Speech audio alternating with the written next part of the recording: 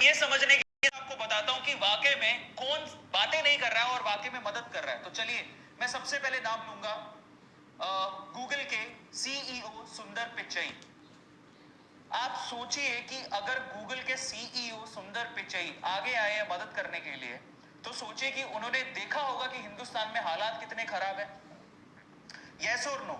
और वाकई में हालात खराब है, ये बात बहुत दूर तक जा रही है, बहुत दूर तक। सुंदर पिचई हिंदुस्तान की मदद करने के लिए, इंडिया की मदद करने के लिए आगे आए हैं। उन्होंने क्या लिखा है जरा आप देखिए।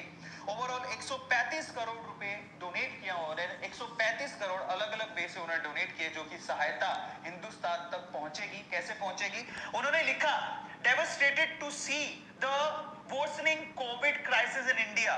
उन्होंने लिखा कि कोविड के जो क्राइसिस इंडिया में हो रहे हैं उनसे मैं पूरी तरह से टूट चुका हूं।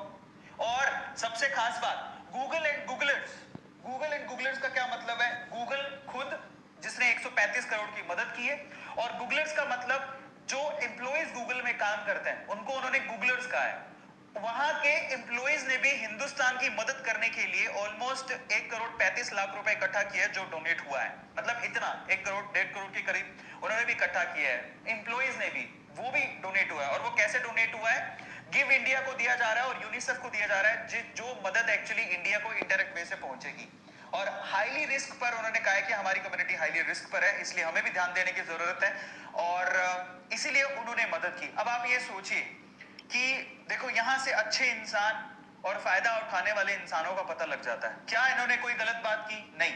इनको पता लगा सिचुएशन बहुत खराब है, इन्होंने बोला हम मदद करेंगे। गूगल से 135 करोड़ की मदद आई है, ये मदद हिंदुस्तान तक पहुंचेगी और लोगों तक जाएगी।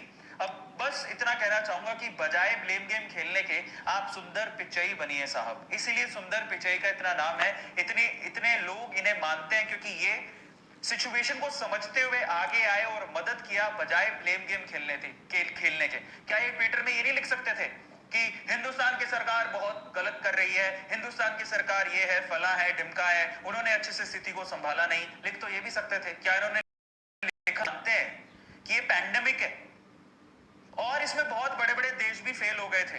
अगर आप 2020 के आंकड़े उठाओगे तो बड़े बड़े देश जहां पर लोगों ने सोचा नहीं था कि कोरोना जैसी सिचुएशन पैदा हो जाएगी, उनकी हालत खराब हो गई थी। हम तो फिर भी इंफ्रास्ट्रक्चर के हिसाब से हिंदुस्तान बहुत नीचे आता है, लेकिन बड़े बड़े देशों ने 2020 में बुरे बुरे दिन देखे हैं, इतनी इतनी मौतें हुई हैं वहां पे। तो आप क्या ब्लेम गेम खेल रहे हो? किसको इल्जाम लगा रहे हो? जरा सोचने की बात है। मुझे कहना तो नहीं चाहिए, लेकिन ये हो गलत रहा है। आज हमें मदद की जरूरत है, आप आगे आइए। और मदद नहीं कर सकते तो